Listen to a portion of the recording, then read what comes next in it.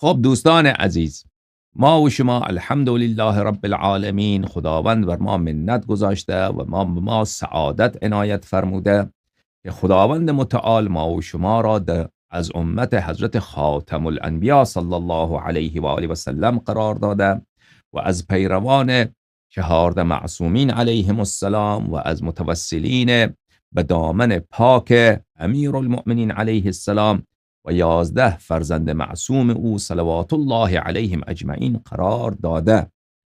خب این سعادت عظما توأم هست با بعضی از فرائض و واجبات و الزامات که آنها را ما هیچ مفری نیست و هیچ راه فراری نیست و هیچ چاره‌ای نیست که اینها را ادا بکنیم و به جا بیاوریم و این حق بندگی پروردگار عالم که خداوند متعال خالق ما و مالک ما و ما بندگان و عبید و کنیزان خداوند متعال هستیم و اهل بیت طاهرین علیهم السلام پیشوایان حق ما و ما پیروان آنها.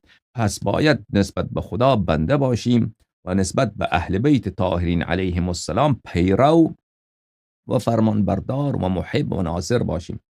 از جمله امور واجب و ضروریه که از آن هیچ راهی نیست و هیچ چاره‌ای نیست و این خودش اگر انسان فکر کند بزرگترین سعادت. عزیزان من،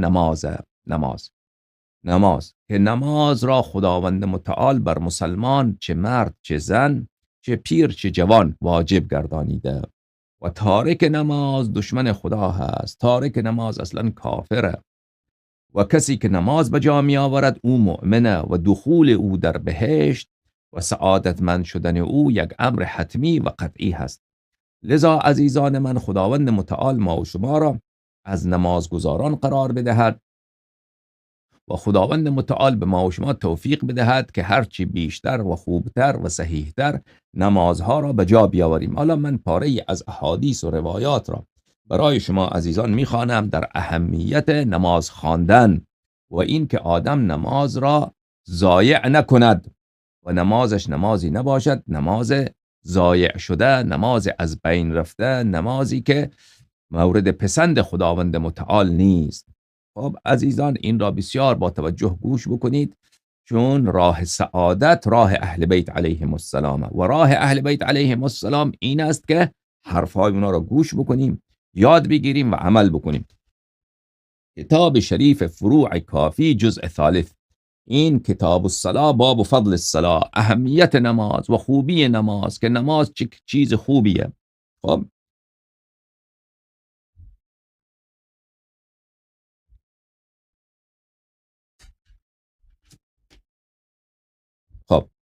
حدیث اول در این باب فضیلت نماز. معاویه ابن وهب میگوید که من از مولای عالم حضرت قرآن ناطق بحر حقایق امام جعفر الصادق علیه السلام پرسیدم ان افضل ما يتقرب به العباد الى ربهم واحب ذلك الى الله عز وجل واحب ذلك الى الله عز وجل ما هو او احب اردوش درسته. خب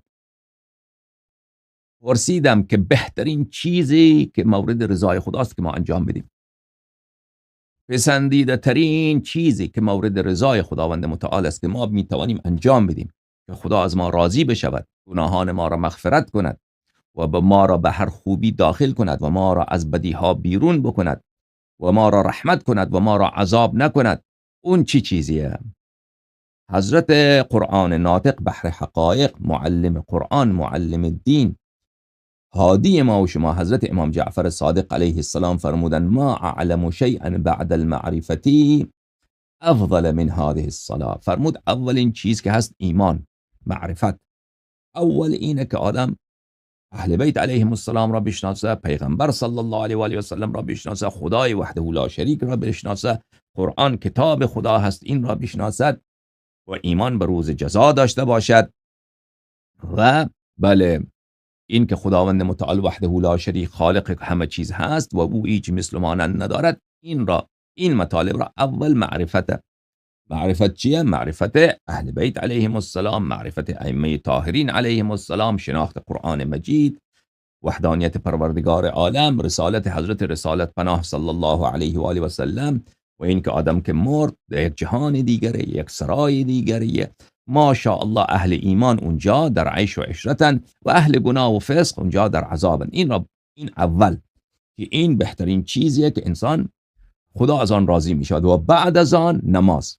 و بعد از آن چیه؟ بعد از این نماز. در بین اعمال از همه مهمتر نماز. همین نمازه که 2 رکعت نماز صبح میخوانی، 4 رکعت نماز ظهر، 4 رکعت نماز عصر، بعد نماز مغرب میخوانی، نماز عشا میخوانی.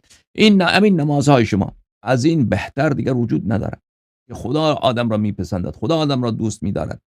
اهل بیت علیهم السلام از آدم راضی می شود. امام زمان علیه السلام از آدم راضی می شود.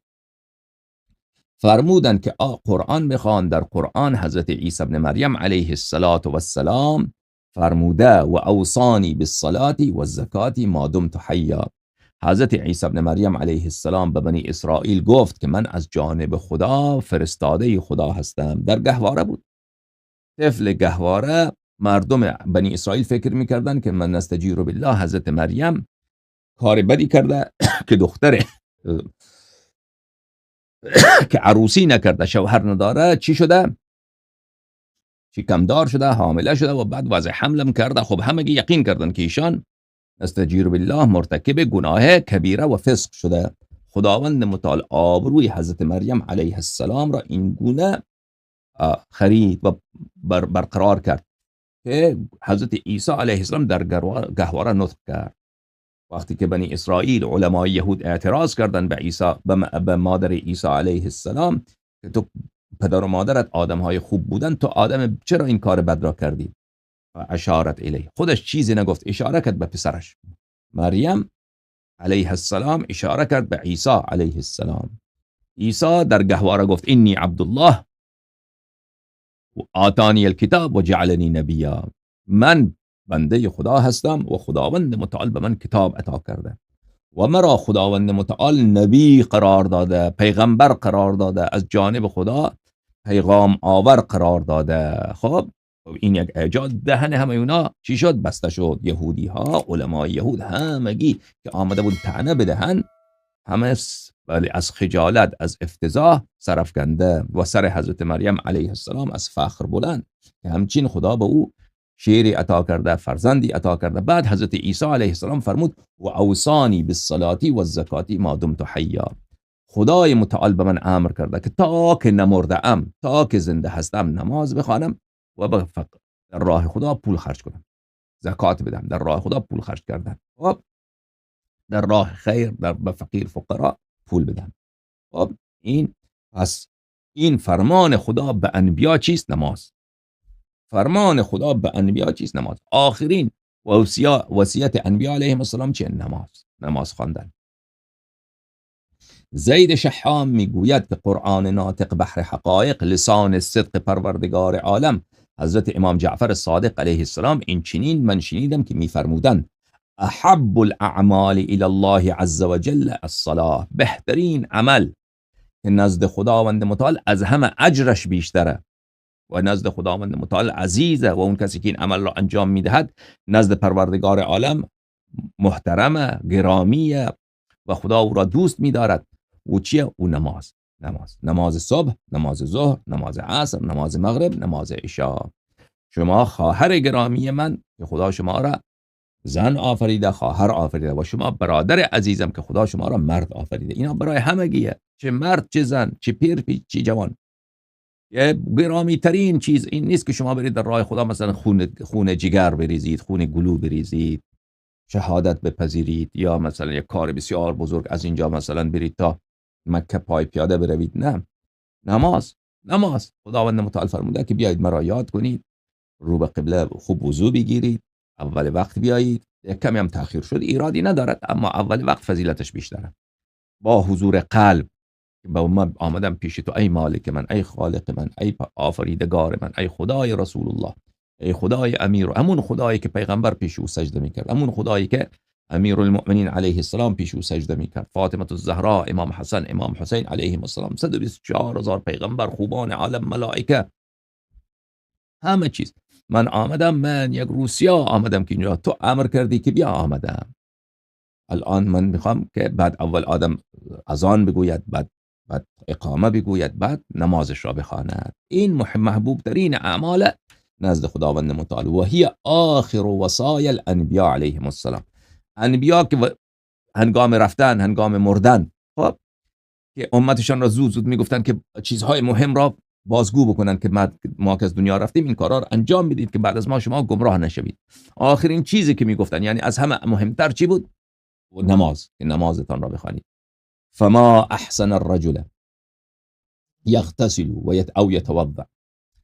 خب چه زیبا هست و چه دلپذیره، یعنی نزد خدا دلپذیره، نزد اهل بیت علیهم السلام دلپذیره، نزد اونها زیباست، اونها خوششان میاد، افتخار میکنن که کسی که بر او غسل واجبه یا روز جمعه میخواد غسل بکنه یا نه وضو میکنه، وضو بکند. فیسبغ الوضوء. در احادیث ما داریم که اسباغ وضو جزء نمازه. اسباغ وضو یعنی وضو را خوب به جا آوردن. خب این جزء نمازه، از مقدمات نمازه. وضو را که آدم به جا می آورد با حضور قلب ذکر خدا بگوید، ذکر پروردگار عالم بگوید، خوب درست وضو بگیرد. خب مثلا اگر قبلا وضو گرفته بهتره که آدم تجدید وضو بکند. اسباغ وضو یعنی چی؟ وضو را کامل به جا آوردن، با مستحباتش به جا آوردن. مستحبات وضو اینه که قبل از وضو هر دو دست را بشویی از مچ. خب بعد از مستحبات وضو اینه که قبل از وضو دهنت را 3 بار مزمزه کنی، بینیت را 3 بار استنشاق، آب به بینی 3 بار بکشی. بعد دیگر وضو شروع میشد. وضو دست راست میگیری، اینجا میریزی تا زنخ.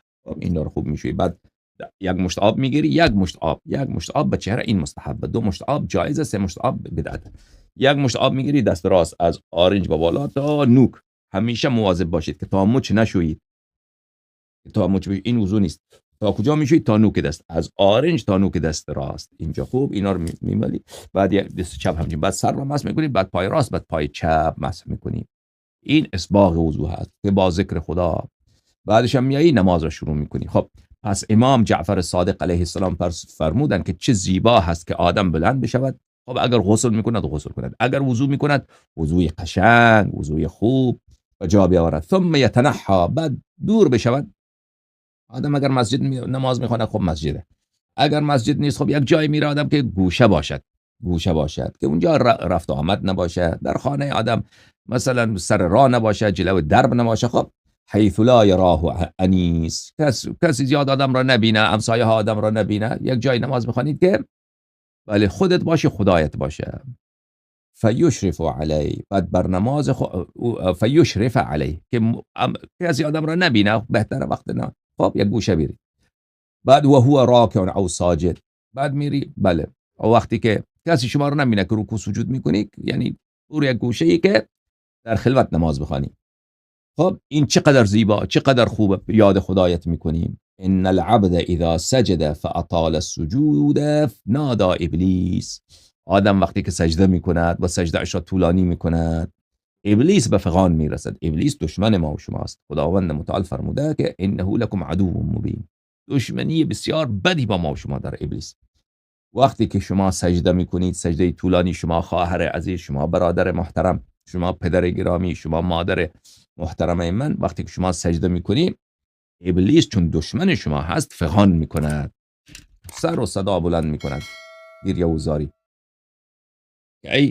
ببین که این مرد مسلمان، این خواهر مسلمان، این پدر، این مادر، اینا اطاعت خدا کردن، خدا اینا را میپسندد، اما من رانده خدا گشتم. یا ویلا اطاع و عصیت و سجد و ابیت.